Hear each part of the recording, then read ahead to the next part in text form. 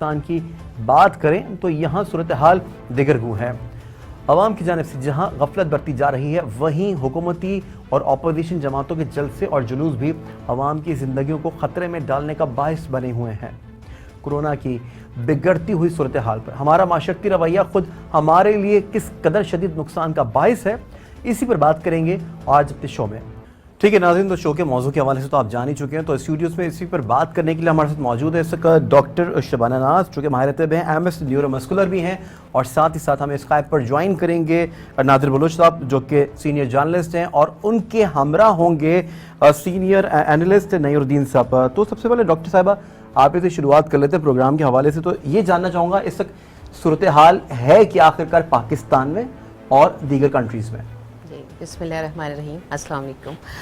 पाकिस्तान के, क्योंकि ये तो ग्लोबल पैंडेमिक है, ये तो आपको पता है कि पूरी दुनिया को से अपनी लपेट में लिया हुआ है। तो अब जो पुराना कोविड-19 की बात है, अब उसके बाद जो सेकंड वेव अब हमारे पाकिस्तान में भी आई है, क्योंकि पहले आप देखें सबसे पहले जो इसकी 17 नई जो इसकी टाइप्स आ गई हैं कोविड-19 की, जो उसमें सबसे पहले ये स्टार्ट हुआ था साउथ अफ्रीका में, फिर इटली में गया, फिर ऑस्ट्रेलिया में, उसके बाद जो है अब जो है ये यूके में आ गया। तो तकरीबन जो डॉक्टर्स के हिसाब से ये 17 जो है वो इसकी नई जो है वो म्यूटेशन, यानी इसके स्ट्रक्चर में कुछ चेंजेस आई हैं, जिसमें इसने अपने आप को और एडवांस कर लिया है। तो 17 न्यू टाइप्स हैं, उसमें से जो 5 टाइप्स हैं वो तो डायरेक्टली हमारे प्रोटीन मैकेनिज्म के ऊपर इफ़ेक्ट करती हैं, और इनमें से जो 7 टाइप्स हैं वो पाकिस्तान में भी आ गई हैं। 17 तो यूके में है, लेकिन 7 टाइप्स जो हैं वो हमारे पाकिस्तान में भी हैं। तो उसमें से ये है कि जो इसकी 5 टाइप्स हैं वो डायरेक्टली हमारे प्रोटीन मैकेनिज्म के ऊपर इफ़ेक्ट करती हैं। इसी में नादिर भाई, जैसे कि आपने सुन लिया, डॉक्टर साहब कह रहे हैं कि 17 नई जो है किस्में आ गई हैं, लेकिन 7 ऐसी हैं जो पाकिस्तान में भी पाई जाती हैं। आप क्या समझते हैं कि लोग अब कैसे बच पाएंगे, और लोग एहतियाती तदबीर करते हुए दिखाई नहीं देते? वैसे जी अब्दुल्ला भाई, बहुत शुक्रिया। सबसे पहले तो मैं ये अर्ज करूं कि पाकिस्तान में अगर हम देखें, पहला जो केस हमारे सामने है वो 26 फरवरी है, और पहली जो डेथ सामने आई वो है 18 मार्च। अगर हम पहली 1000 अमवात का मुवाजना करें तो वो तकरीबन 63 रोज में सामने आई, और आखिरी जो अभी लास्ट यानी कि हमारी ये अमवात की तादाद जो है वो 10,000 के करीब पहुंचने वाली है, और तकरीबन 1-2 दिनों में ये तादाद 10,000 हो जाएगी। यानी कि जो आखिरी 1000 तादाद हमारे पास जो डेथ सामने आई है वो 14 रोज में सामने आई है। बीच में हमने देखा था कि अगस्त में हमारे थोड़ा सा रिलीफ मिला था, अमवात कम हुई थी, केसेस कम हुए थे, लेकिन दूसरी लहर में हम देख रहे हैं कि तेजी के साथ जो अफराद हैं जो बिलखसूस वेंटिलेटर्स पर हैं, उनकी जो अमवात है जो वेंटिलेटर पे जा रहे हैं तकरीबन 60%, कभी 52% होती है, कभी 60% होती है। ऑलमोस्ट ये 50% से ज्यादा है जो अफराद वेंटिलेटर्स पर जा रहे हैं वो बच नहीं पा रहे, वो उनकी वफात हो रही है। तो ये एक बहुत अलार्मिंग सिचुएशन है। हम ये देख रहे हैं कि जब पहली लहर आई थी तो उस वक्त पाकिस्तान में एहतियाती तदाबीर ज्यादा अख्तियार की जा रही थी, लेकिन उसके बाद जब ये थोड़े केसेस कम हुए, अमवात की रेशो कम हुई, तो हमने देखा कि पाकिस्तान में जितने भी अफराद हैं उन्होंने जो एहतियाती तदाबीर है, मास्क का इस्तेमाल है, समाजी फासले जो अख्तियार करने का मामला है, उसमें एहतियात बरतना छोड़ दिया, जबकि दूसरी लहर जो है वो इंतहाई संगीन है, एहतियात बरतना छोड़ दिया। ठीक है नादिर भाई, हमारे साथ मौजूद हैं नईरुद्दीन साहब भी, उनको भी शामिल गुफ्तगू कर लेते हैं, उनका भी व्यू जान लेते हैं। नईरुद्दीन साहब, एक जानिब कोरोना के बढ़ते हुए केसेस हैं, और दूसरी जानिब जो है हमारा माशरती रवैया, कैसे देख रहे हैं आप? ये मैं इसको मुख्तसरन अगर अर्ज करूं तो मैं यही कहूंगा कि this is the virus fatigue. जिस तरह से और चीजों की फटीग होती है, तो ये फटीग की वजह से लोग जो हैं लापरवाह हो गए हैं।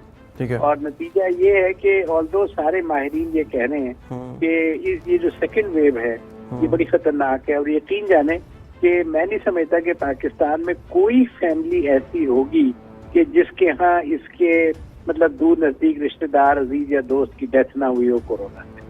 ये ऐसा मतलब वेव एक चली हुई है। अच्छा, सेकंड वेव में नहीं सब ऐसे सुनने में भी आ रहा है, जैसे कि पहले हम कहते थे कि यार पता नहीं चल रहा है भी कि नहीं भी है, इस तरह की गुमागू की एक सिचुएशन थी, लेकिन अब ऐसा बिल्कुल नहीं है।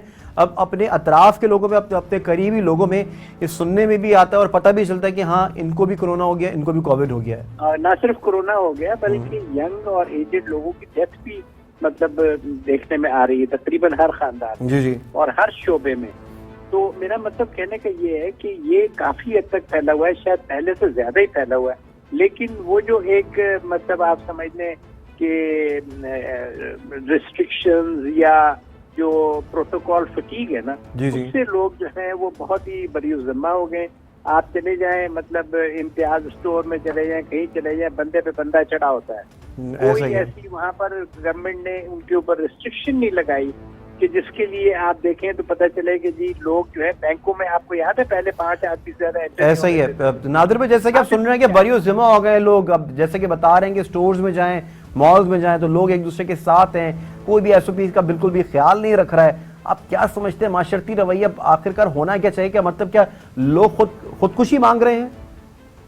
देखिए आप मुझसे ही पूछ रहे हैं। देखिए जी, मैं आज नादिर भाई से प्रोग्राम से मैंने जाना होगा, वहाँ पर मैंने सूरत हाल देखी तो वाकई मैं अफसोस भी कर रहा था और कुछ लोगों से बात भी हुई कि आखिर क्या वजह है। तो लोग जो पता नहीं अब क्या समझ नहीं आ रही कि हुकूमत उस अंदाज में पैगाम कन्वे नहीं कर पा रही, या फिर अवाम जो है बिल्कुल समझना ही नहीं चाहते, वो एक इसको फटीक समझते हैं, एक मुश्किल समझते हैं। तो ये उस वक्त तक ये जंग कोरोना के खिलाफ जीती नहीं जा सकती जब तक अवाम, आम फर्द, आप और मैं ताउन नहीं करेंगे। उसके बगैर तो ये मुमकिन ही नहीं है। ठीक है, तो ये सूरत हाल अलार्मिंग सिचुएशन है। मेरे ख्याल में इसके ऊपर थोड़ा सा सख्ती भी करनी पड़े तो हमें करनी चाहिए इसके ऊपर। अच्छा, सख्ती भी करनी पड़े तो करनी चाहिए। अच्छा, नादिर भाई और नय्यर साहब, आप दोनों हमारे साथ ही इस वक्त मौजूद हैं। डॉक्टर साहिबा भी स्टूडियोज में जो है तशरीफ आवर हैं, तो इनकी मौजूदगी से इस्तेफादा लेते हैं, उनसे पूछते हैं। जैसे कि उन्होंने बताया है कि तकरीबन 17 सिम्टम्स आपने बताए हैं जो कि 7 पाकिस्तान में, तो ये 7 पाकिस्तान में से कौन से जो आप हमें यहाँ पे बता सकें? देखिए उसमें अभी मज़ीद इसके ऊपर काम हो रहा है। तो 7 टाइप्स हैं, उनमें से कुछ टाइप्स जो हैं 5 टाइप्स जैसे उन्होंने बताई, जो साइंटिस्ट कह रहे हैं, डॉक्टर्स कह रहे हैं, वो तो डायरेक्ट हमारे प्रोटीन के ऊपर इफेक्ट करती हैं। ठीक है। प्रोटीन जो है हमारी बॉडी का मेन कंपोनेंट है, जिसमें हमारे हार्मोन्स हैं, एंजाइम्स हैं, हमारा मेटाबॉलिज्म, पूरी हमारी बॉडी का सिस्टम, ज़ाहिर है प्रोटीन मेन बिल्डिंग ब्लॉक है हमारी बॉडी का, उसके ऊपर इफेक्ट करते हैं। और बाकी जो कुछ और टाइप्स हैं वो हमारे इम्यून सिस्टम पे, जो हमारा मुदाफ़ती सिस्टम है उसके ऊपर। अच्छा, एक मैं अभी आपको बताती हूँ, एक बात मैं आपसे क्लियर करूँ जो मैं इस कन्वर्सेशन में देख रही थी, वो ये कि देखिए हमारे लोग क्या वजह है कि वो लोग क्यों एसओपीज़ को फॉलो नहीं कर रहे। उसकी वजह पता है क्या? उसकी वजह ये कुछ ऐसे मुताज़ाद बयानात हैं जो लोग देते हैं कि भाई कोरोना है ही नहीं, उनमें आम लोग लेकिन हम डराना भी नहीं चाहते, हम चाहते हैं कि अवेयर हो जाए लोग। पता है क्या, हमें उन लोगों को जो लोग के नेगेटिव फीडबैक दे रहे हैं या लोगों को गलत गाइड करें, हमें उन लोगों को प्रमोट नहीं करना, हमें उन्हें मीडिया पे नहीं लेके आना। हमने मतलब लोगों को बताना है एहतियात के साथ, प्यार से, मोहब्बत से और समझा के सही तरीके से। अब आप हैं, अगर आपको ये होगा कि मेरी फैमिली डिस्टर्ब हो जाएगी, मेरे बच्चों को अगर कोरोना हो गया तो खुदा ना करे मैं उनको लूज़ कर दूंगा, पेरेंट्स को लूज़ कर दूंगा, आप उनको सही से अवेयरनेस दें। और ये जो लोग गलत बात कहते हैं, नेगेटिव फीडबैक देते हैं, आप उन लोगों को बिल्कुल भी मतलब प्रमोट नहीं करें। अगर हम उनको सही नहीं कर सकते, एटलीस्ट हम उनको प्रमोट ना करें। अच्छा, ये नए कोरोना के नए सिम्टम्स हैं अब? जी हाँ, अभी नए कोरोना के ये, जैसे सबसे पहला तो चाहे कोविड-19, क्योंकि इसको सार्स कहते हैं, इसको सब एक्यूट रेस्पिरेटरी सिंड्रोम जो है, इंटरनेशनल क्लासिफिकेशन ऑफ डिजीज़ जो है, उसने इसको क्लासीफाई किया हुआ है कोविड-19 को, ये उसी की टाइप 2 है। इसमें भी यही है कि आपके इम्यून सिस्टम, और दूसरी चीज़ ये कि ये सबसे ज़्यादा बच्चों को और यंगस्टर्स को जो है ये इसके ऊपर इसका इफेक्ट है। अच्छा, इसमें इम्यून सिस्टम जैसे कि वीक हो गया है, एक शख्स को अगर कोरोना हो गया है, तो आप क्या समझते हैं कि कौन से ऐसे वाइटामिन हैं जो कि उसमें बॉडी में बहुत ज़्यादा आप समझते हैं कि बहुत इसकी अशद ज़रूरत हो गई है, और वो कौन से वाइटामिन हैं जो हम लूज़ कर बैठते हैं?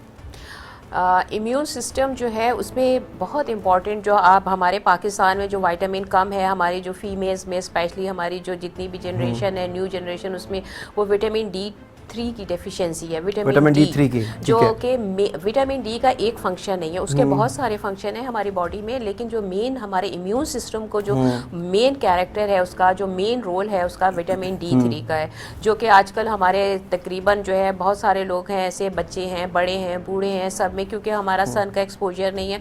और अच्छा, लोग ये समझते हैं कि सिर्फ विटामिन D3 जो है कि वो आपने सिर्फ धूप से ले लिया तो विटामिन D3 हो गया। देखिए, सबसे बड़ी चीज़ ये है कि हमें जो इम्पॉर्टेंट चीज़ है, आपने पहले अपना विटामिन D3 का टेस्ट करवाएं, और अगर आप ये देखते हैं कि अगर आपका लेस देन 10 है तो इट मीन्स कि आप डेफिशिएंसी में जा रहे हैं, तो आप डॉक्टर से कंसल्ट करें और वो आपको कम से कम जो है कोई आपसे मैं इस तरह की ज़बरदस्त बातें